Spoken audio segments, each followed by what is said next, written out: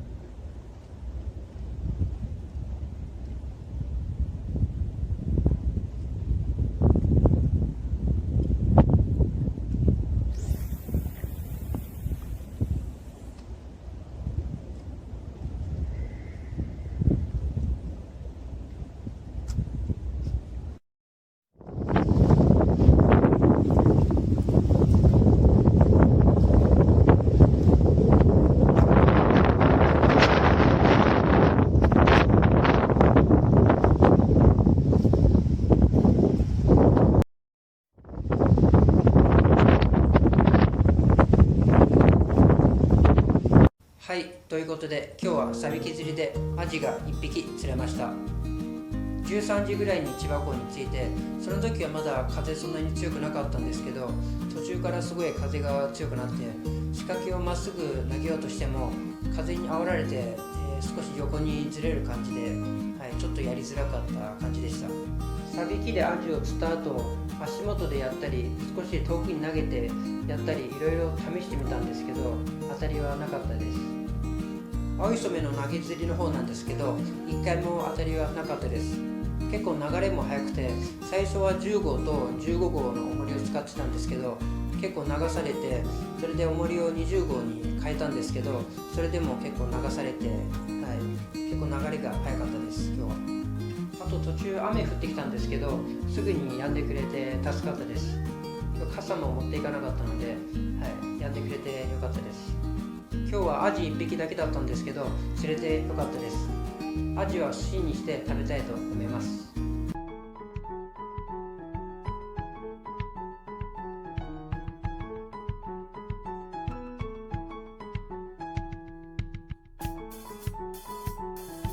はい、今日釣ったアジを寿司にしてきました。1匹だけだったんですけど、4貫できました。アジも久々で。いただきます。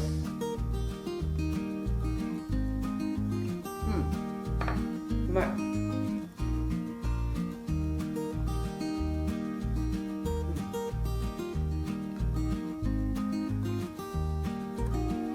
上に乗っかってるこれ生姜です。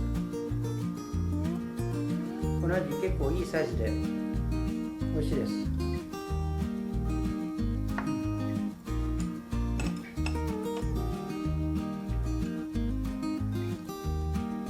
バーリアル、今日は糖質 50% オフのやつ。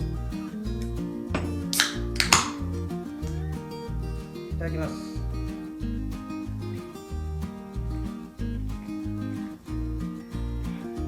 うまい。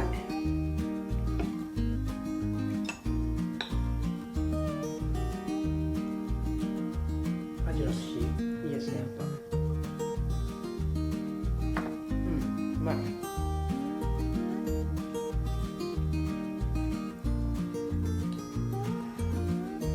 わさび入れすぎた。